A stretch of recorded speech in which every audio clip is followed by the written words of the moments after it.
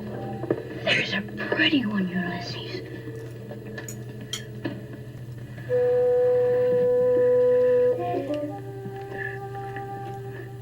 There it is. Hello, lovely people. I'm Sean the Book Maniac. Welcome back to my channel for another Friday Reads. Here I am, full of vim and vigor, even though I stayed up till almost 2 a.m. I was trying to finish one more video. I have the time and energy to get 3 videos up a week again, and I haven't had that time and energy for many months, but I just didn't get the last one quite finished editing, so it'll go up on the weekend. And finished some very interesting books, which I did manage to finish all that, and have lots to tell you about. Personally, things are great. I had to go for a medical test. If you're hearing me talk about doctors, you certainly don't need to be worried. I'm actually healthier than I was when I was in Tokyo, but they're just checking a few things out. And when the lab, or whatever it was, called me, they set it up for yesterday morning, and I was supposed to arrive 10 minutes early at 9:50 a.m. And my mom was going to drive me there. Very, very nice of her. And then, 5 minutes later, I got an email to confirm with the address and everything. And the email said, "This confirms your appointment. Your appointment is at 10:15 a.m. Please arrive 10 minutes early at 11:05 a.m. And I'm going, what the hell? So somebody was asleep at the switch in that office. I just emailed back friendlily and said, that's not what I was told on the phone, and this email doesn't make any sense. If you'd like to clarify the time, I'd be sure to show up at the appointed time. And no answer. So, 10 days rolled around. A couple days before my appointment, I still hadn't heard anything. Sent off another email just to say I'm still waiting for confirmation, and they didn't reply. So the day before my appointment, Wednesday, 5 o'clock, I thought, oh shit, they're probably closed. They were closed. I left a rather irate voicemail saying exactly what I've said to you, but in a much more irritated tone of voice. And Mom and Dad said, you didn't. I said that I tore a strip off them on the voicemail. And Mom and Dad said, was that really necessary? And it probably wasn't, but it felt good. So I made sure to call first thing in the morning before they heard my voicemail, and in a more friendly way saying, I got this email that was really confusing. What time am I supposed to come? And they said, I forget which of the times, but they named a time, and so Mom and I arrived on time. I'd been to this clinic before, and people were waiting in line, and I waited in line that last time for several minutes and thought, I have an appointment. Why do I need to wait in line? And so I butted went up to the desk, said, I have an appointment. Do I need to wait? And he said, no. Okay. So I went and sat down, but the staff were kind of grumpy yesterday, and I thought, oh, they know who I am. They heard my voicemail. I waited. And finally, he called me up because he said, your appointment's at 10:10, and I said, yes. So then he went looking through all his papers, and he couldn't find anything. And then I told him what kind of a test it was. He said, oh, well, we don't do those tests here. I think there's and I said, oh my God, I went to the wrong place. So he told me where to go, another testing site on the premises of the shopping center. And so then we were a few minutes late and got to the right place. And I think somebody could write a best-selling novel about that. What do you think? That little misadventure. The other thing is perspective. I am so excited tomorrow. Not only am I getting another electric recliner that I'm going to put basically right where I'm sitting in my library. Mom and Dad both purchased Cadillac leather recliners for their living room here in the city. I got Dad's, which was, a 3-year-old Cadillac electric recliner. And it's going to be set up in this room right beside my bookshelves here tomorrow, and I'm very excited about that, and also perhaps even more excited that my nephew is going to have time to come over because he's helping bring the chair in to put at least one more. I have 2 more bookshelves that I bought that haven't been assembled, and we'll have one more up, which I think will house, if that's the right verb, we'll take all the rest of my books that are still in boxes over there. So I'm very excited that I will have a functioning library and a very comfortable chair to read in this room I'm thinking that when Kenji gets here, then I'll have a comfortable place to read if and when he wants to watch Japanese anime or something loudly in the living room. I'll have a place to retreat to. So, yay! That's my personal update. Here is the week in review. Like I say, I've only had one video, but it was a great conversation I had. Here is the highlight, and I've had there's quite a few highlights. For Patreon, if you didn't know, I have a Patreon account. You get a little sneak preview of the kind of things that are going on over there, and all the information about joining Patreon are in the show notes on this video. Here's the week in review. But I read this from the library just a few weeks ago, and I loved it so much. And it was the kind of story that I typically don't go for, that it just kind of opened up a whole bunch of stuff in me about who I am as a reader and what kind of literature I enjoy. And so with all that stuff going on inside me, I contacted Barb out of the blue and invited her to come on. And so here we are.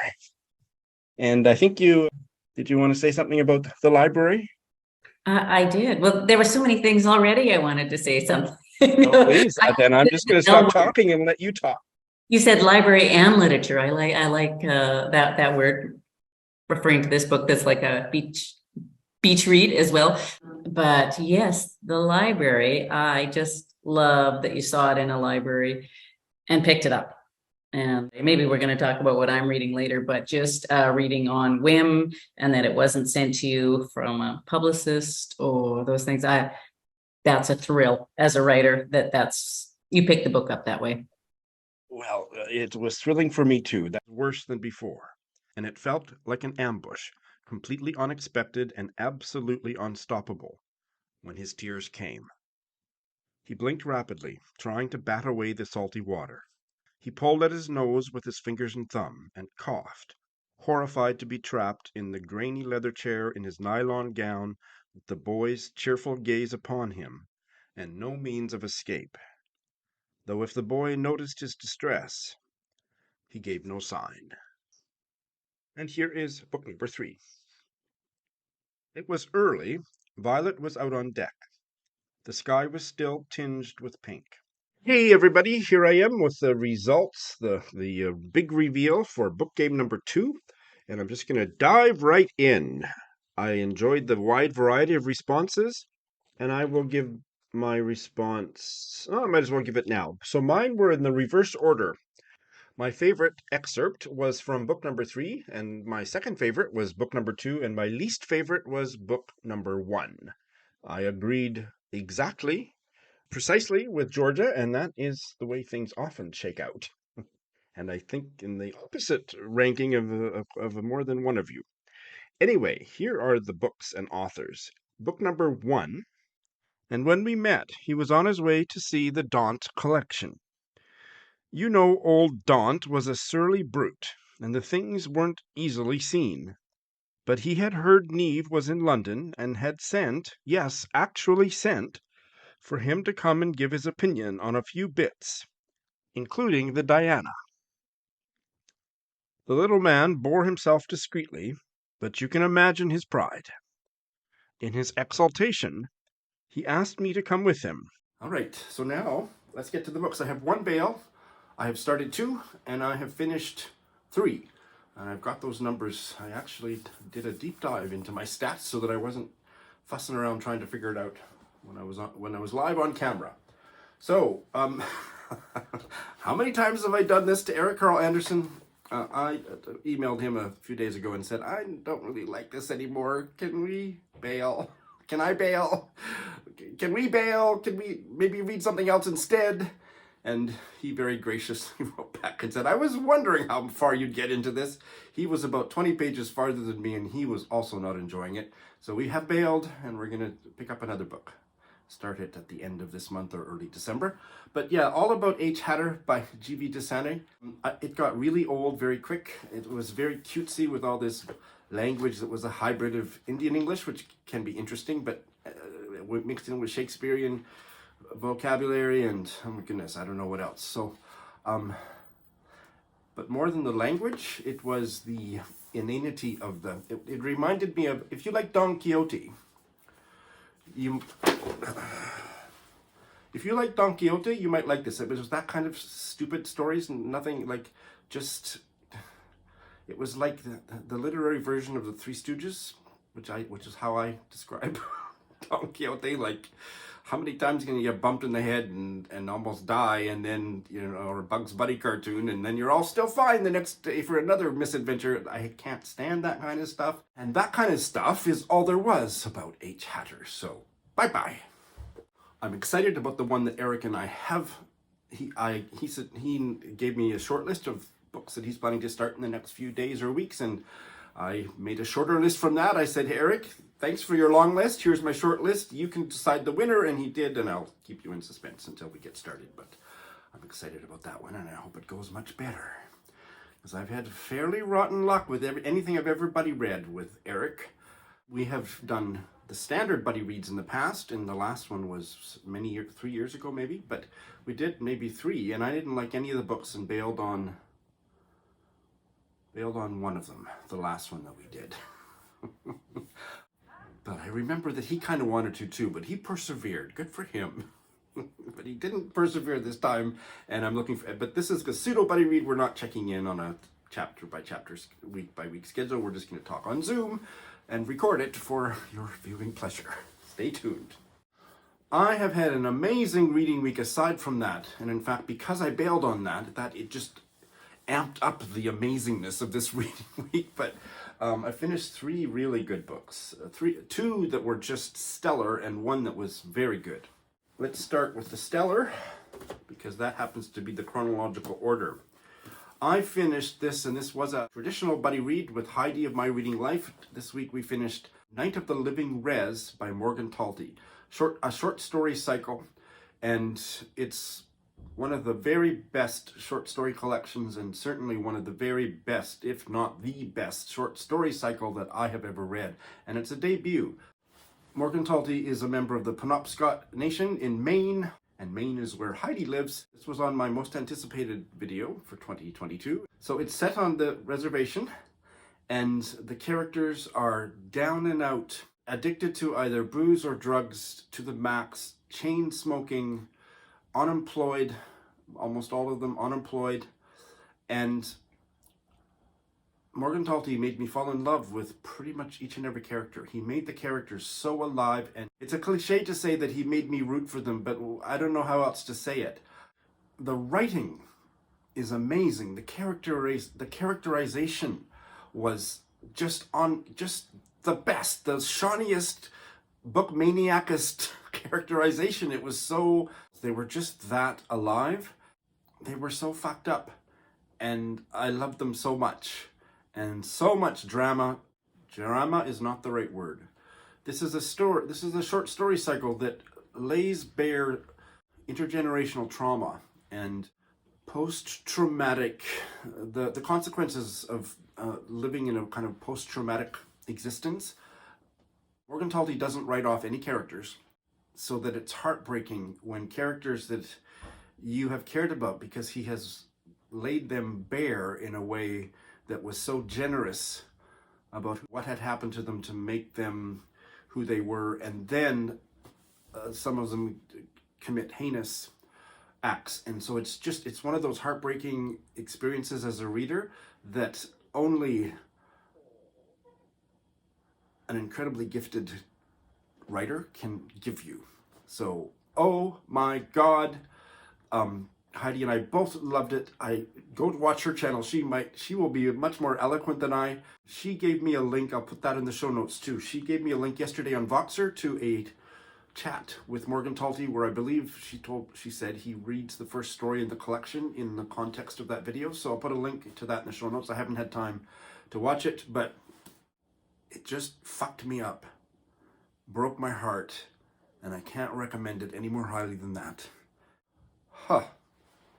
I started that book 2 months ago because Heidi and I, when we read a short story collection, we do 1 story a week. So there was about that many stories in it. So just finishing up is Skoden 2022 draws to a close. Late last night, I also finished this work of nonfiction, which was just as impactful in a nonfiction kind of way. Valley of the Birdtail, An Indian Reserve, A White Town, and The Road to Reconciliation by Andrew Stobo Sniderman and Douglas Sanderson, aka Amo Benashi. So this is set in Manitoba, a small town right across the valley from an Indian reservation. This also was heartbreaking, but ending on such a note of hope, which makes me want to go back, actually. That comment I just made makes me want to go back and say, as improbable, as impossible as it seemed by how devastated and down and out these characters were, Morgan Talty imbues the stories and the characters with just enough hope that just made it all that much more of a Sean book. This was incredibly illuminating for me. As many of you know, I am on a remedial reading project, which now that I'm back living in Canada, here in Saskatoon, is becoming not only a reading project, but an experiential project where, especially thanks to my mom, she is taking me out into the Indigenous community, Indigenous places. I'll be going to a big conference later this month that I'll tell you about later. So not only just on the bookshelf, but also out in the world. And this book is about that world, and it's just so incredibly well written. I won't say too much about it. I think I might be having a video coming out about it. Stay tuned. Andrew Stobo Sniderman has been a lawyer. I don't know if he's still a practicing lawyer. And his prof back in the day at law school was Douglas Sanderson, aka Amo Benashi, and that Professor Sanderson is and was Indigenous. And years later, they collaborated on this book, and they have centered it in these two communities, the Wayway-Sikapo Reservation, which is across the valley from the small town of Rossburg, and centers it on two characters, as I mentioned before. One, a young white man who begins teaching on the reservation, and a Indigenous woman from the reservation who is bused into the town to finish her high school because the reservation school only goes up to about grade 8. And centers it not only on those two characters in those sections. Read, and I say this as a compliment because the authors don't overdo it. It's just at the right level where it reads like a novel and you get so invested in them as characters, and then extends the story back through the generations. And there's also chapters that are taking a broader view of the history of Indigenous relations and immigration in Canada, in particular Ukrainian immigration to Canada, because the settler character is a Ukrainian Canadian, and so his family going back.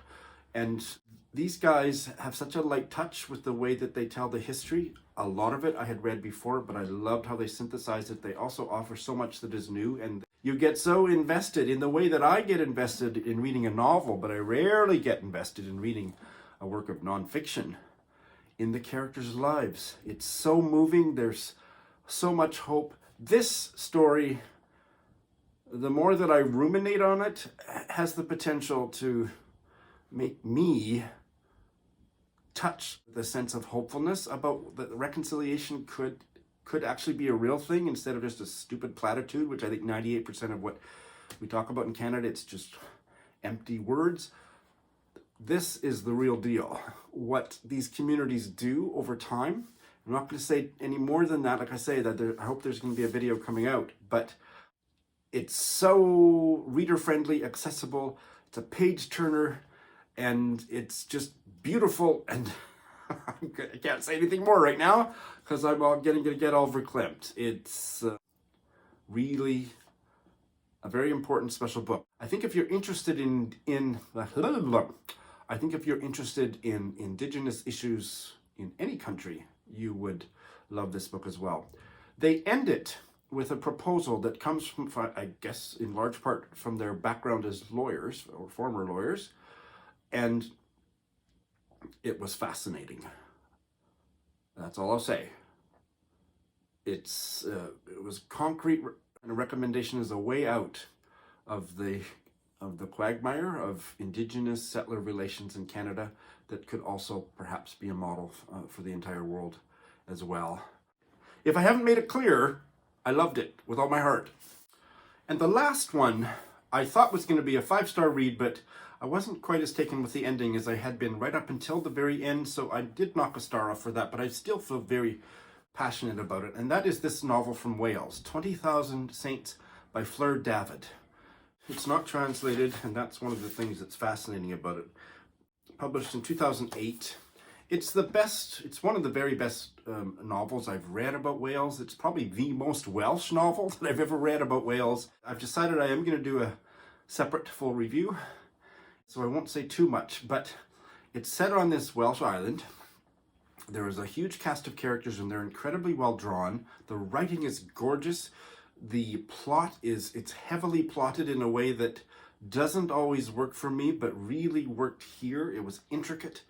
And then I didn't think that the resolution at the end quite worked for me. All I'll say about that is a tease that you might happen to watch my review in the coming days, is that I'd say almost half of you would like the ending better than I, and the other half of you might like the ending less than I did. So it's going to be a very subjective thing. But what a great novel. And Fflur Dafydd, she's written at least one other book in English, and her other books are in Welsh, and I think they haven't been translated, but she's also, I think, a singer and maybe even an actor. She's just an incredibly talented creative type. And this novel, I don't know why hasn't gotten more publicity. I had a little trouble with the ending, but otherwise it really knocked my socks off. So stay tuned for my review, which, by the way, finishes my booktube spin number 7, was it? Number 8, whatever it was, before Rick went offline for a bit. I hope he comes back soon. So I finally did it. I think I've passed the date when I was supposed to have it done, but sue me. And I have started 2. I have started this Maori gay novel. This is also for Skoden, Witi Ihimaera's The Uncle's Story, and I'm not very far into it. It's starting out great. The gay Maori protagonist comes home for his sister's wedding, and the night before, with the in-laws, the in-laws to be in this big family get-together, he comes out to his entire family for the first time, and he's about, I don't know how old he is, 25, 30, 35, I'm not sure, but I'm not sure yet. But he did it because his white settler New Zealander lover was really pressuring him to come out, because he felt like his life was bifurcated, and so that the boyfriend was having to share him with a closet. But he did it. He came out too late, because when he went home, because he kind of destroyed, it kind of erupted into this big family drama. So he went back home before his sister's wedding, because the bombshell really did bomb. His lover has left him, so it's too late. Maybe. It's very early days. I've just read a couple chapters. Like the writing, eager to continue. And yes, if you recognize his name, Witi Ihimaera, he's a gay Maori writer, and his most famous thing is the whale something song that was made into a movie, whatever, maybe, I don't know. Much more interesting to me than anything to do with the movie is that one of his nephews married a distant member of the British royal family, and he was so hot. There's wedding footage.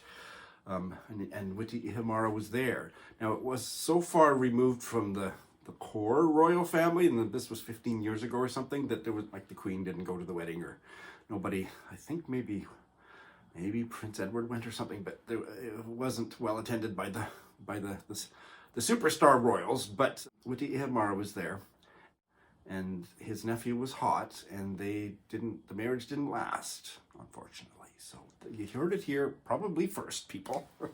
And I have also started my first, on my top tier for my Patreon, the Bibliophile Besties tier. One of the benefits of that is that I will read a book to those patrons privately over Voxer. So it's not where I'm reading it and sharing my reading with a bunch of people, like at the Story Seeker level, where you heard the excerpt from the Edith Wharton story, but it's privately. And so I am reading this one, Happening, by Ernaux, translated from the French by Tanya Leslie.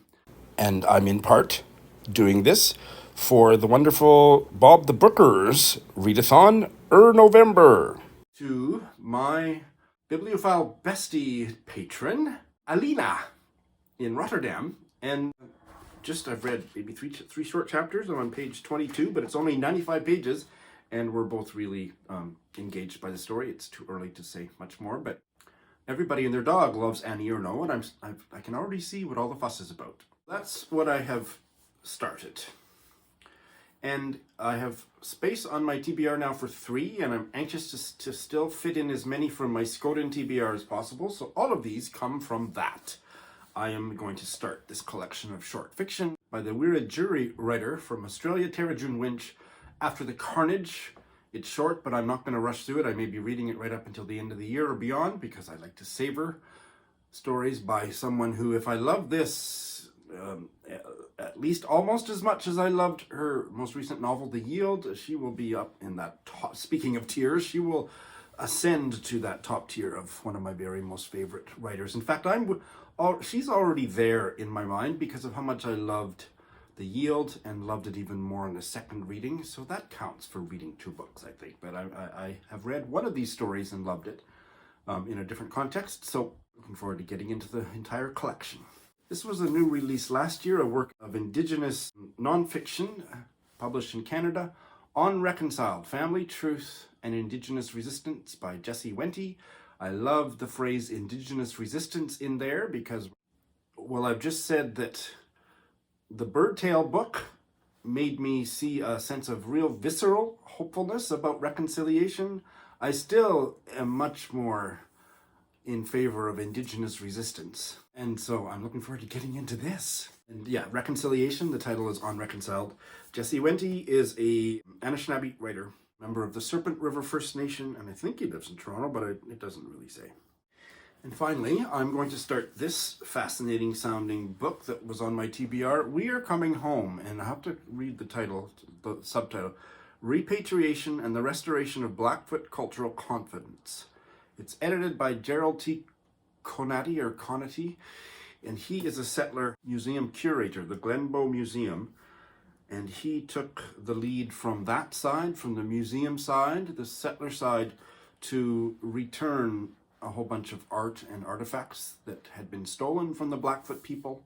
The Glenbow Museum is somewhere in Alberta. I don't know where it is. Is it Calgary? I have no idea. It's in Alberta, I know. And this is the story of that. But it is a collection of first-person accounts, and the overwhelming majority of them are by Blackfoot folks. So that is why I decided that it was fair game to include it for Skoden, which is an Indigenous authored readathon, but it's an account of that, and it's a really well put together book that has color photos in line. They haven't scrimped on the